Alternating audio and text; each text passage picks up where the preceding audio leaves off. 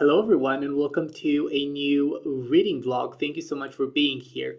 If I look kind of rough, it's because I've been feeling kind of under the weather lately. I did not finish a book in like more than a week at this point, I feel like. I've been feeling kind of anxious. I think it's also because of the weather. It started to become really gloomy outside. The days are shorter. It gets like fully dark by 5 p.m., which is crazy. So yeah, that's that. The idea for this video is to slowly try to get out of this.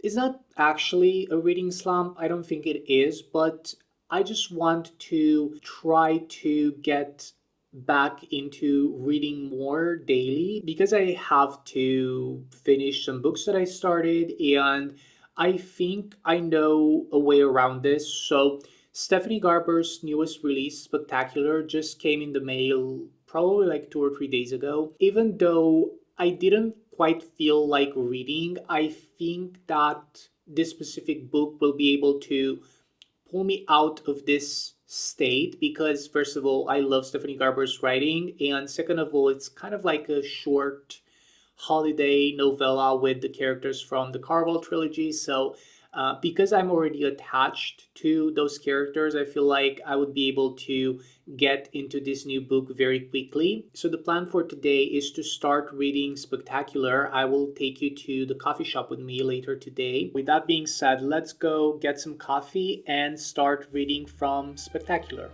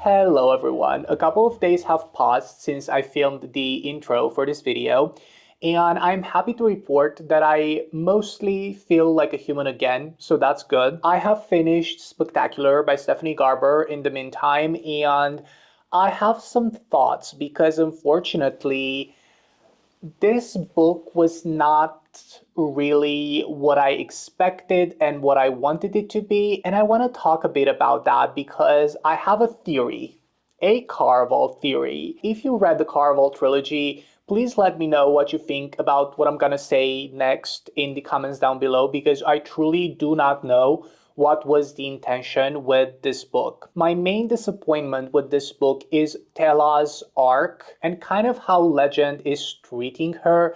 I did not like that at all. I was towards the end of this. I didn't really know how I felt about the overall book. The art style is absolutely amazing, so I really, really liked that, but I didn't really know how I felt about the text and the actual plot of the story until that point. And I had only like 20 pages left or something like that. And something is said and something happens to Tella. And that just like immediately gave me the ick. If I had more to read from the book, I think I would probably just DNF'd it at that point. But because there were only like 20 pages, I was like, come on, you can do this. I have finished this one. At what cost? I don't know because again, when I will be thinking about Caraval moving forward, I will just scrape this from my memory and I will just think about the original trilogy. Now, up to the things that I liked, as I said, the art style in this book is just so gorgeous. I think the illustrator did an amazing job to portray these characters. It's full of just really cool imagery from Valletta, and I really like the art style, the color palette, and everything. I just think they truly did an amazing job with the graphic design and illustrations from this book. Another thing that I liked with this book is Stephanie Garber's writing because even though I didn't really care for the plot of this book, I was able to appreciate her whimsical, funny, and sometimes stupid world building. I really like that. This is everything that you would expect from a novella set around the Christmas time, or as they call it, the Great Holiday. Yeah, the Great Holiday. That's it. So this is everything that you would expect from a story set in the Carnival world around Christmas. It is just like gingerbread houses everywhere and full of whimsy and fun and just like amazing toys and amazing decor and stuff like that. So the world building overall, I really enjoyed. I want to read you something that is said very early on before even the story starts, because I think it's relevant for the story and I was disappointed because it didn't fully go there. So right before the chapters and everything, we have this just like piece of information. Usually it's on the page where you would have the copyright and everything about the book. So it says, originally printed in Valletta, capital city of the Meridian Empire, during the second year of the Scarlet Dynasty by Legendary Publications. Wink wink nudge nudge. If you are a curmudgeon or have any sensitivities to merriment, fantasy, romance, dreams, or holiday magic, you may wish to put this book down immediately. This story has been known to infect readers with holiday spirit and dreams of being swept away. Some readers have even known to break into song or spontaneously start baking holiday cookies. I don't know what to say about that, but the next story is very relevant for the theory that I have. So it says, this book may be purchased, gifted, or borrowed, but under no circumstances should copies of this story be transported to the Magnificent North. The magic of this book does not mix well with the cursed story magic of the Magnificent North, and if the two are combined, Legendary Publications is not responsible for what will happen. So I don't remember exactly if this was explained in the Carvel trilogy or in the Once Upon a Broken Heart trilogy, but in the Magnificent North, there is this curse that was bestowed upon all of the stories from this realm, and they are not reliable. It is known that all of the books and stories from the Magnificent North, they are changing a lot each time a person reads them or verbalizes them. They change all the time. And I feel like this story would have made so much more sense if somewhere it would have been said that this book somehow got into the Magnificent North, because if this was the case, the story itself would be not fantastic, but I would have enjoyed it more if that was the case. Because the specific thing that happens to Tella that I can't say because it's a spoiler gave me the ick just because it doesn't really feel like something that Legend or Tella would do.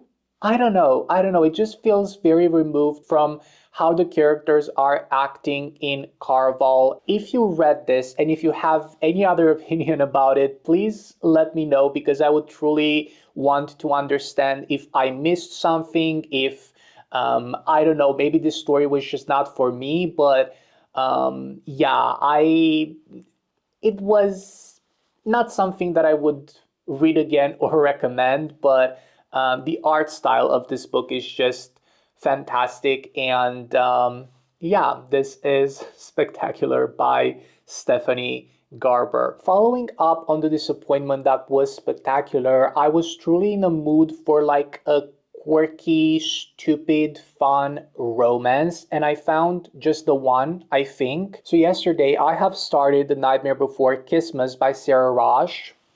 I'm reading it on my Kobo because I don't have the physical copy of it. But this is just like a super fun and unserious and kind of stupid romance between the Prince of Christmas and the Prince of Halloween, from what I could tell from the story so far. I am only 23% into this one. But basically, in the world of this book, like you have our regular, usual world with like people, and then you have this other like secret magical world where all of the royal families reside, and all of the royal families are actually royal families that are dealing with all of the holidays that we have. For example, you have the Prince of Christmas, the Prince of Halloween, you have the princesses of Easter, and I think later on we will get other holidays as well and their royal family counterparts. So I'm looking forward to continue with The Nightmare Before Christmas, and I'm gonna give you an update either tomorrow or whenever something worth mentioning happens in the story, because so far we get to know a bit more about the family of the King of Christmas and the fact that maybe Christmas is not actually what we all know it is in the world of this book. So I really, really liked that aspect, the fact that the expectations that you would have for Christmas are subverted in like a really cool way. Also, I wanted to show you recently I have redecorated my Kobo, and it's decorated for fall. It doesn't have anything to do with Christmas or like winter or stuff like that, but I just wanted to show it to you because I like it a lot. It turned out absolutely beautiful, if I may do say so myself. And if you can see, this bear is wearing a folklore cardigan. Anyway, I will go now and I will update you later.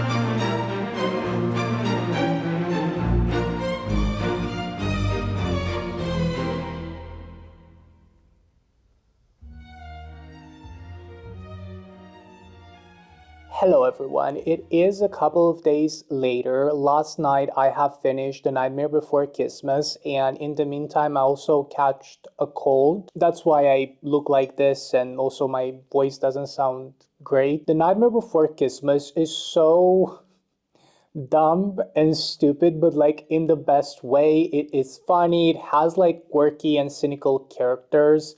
There's a lot of political intrigue in this book, and granted, not all of it makes that much sense, but I like reading about that because it's just like hot goss from the court. Basically, what happens in this book, the Prince of Christmas falls in love with the Prince of Halloween, but he didn't know that the other person was the Prince of Halloween because their holidays are kind of rivals. It is explained why that is, but I don't want to get too much into it because it might potentially be a spoiler. It's just basically two princes that come from families that hate each other, but the actual characters themselves don't hate each other.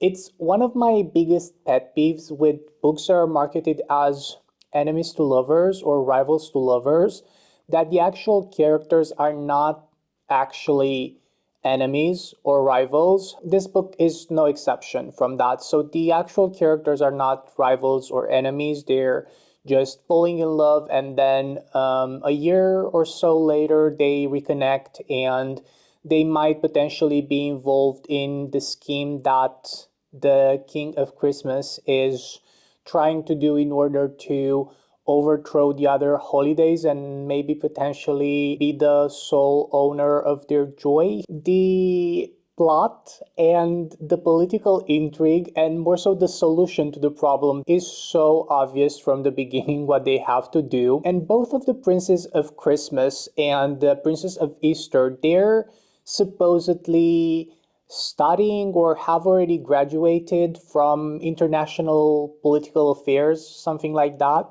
So they should know what they need to do in that case, but they don't in the beginning. So the pacing of the book is a bit whatever. Yeah, I really like the characters. I didn't really care for the plot. And let's be honest, this is a rom-com. You're not reading it for the plot because you already basically kind of know what's going to happen. You're reading it for the relationship between the characters and for the vibes, for the world, but not for the actual plot. Or at least that's just my opinion and how I tend to read rom-coms. The other thing that I really like with this book is that there is a group chat between the three main characters of this book. So between the two princes of Christmas and the princess of Easter. And a really like obnoxious and annoying thing that one of the princes of Christmas is doing is that he's that one person that constantly renames the group chat, and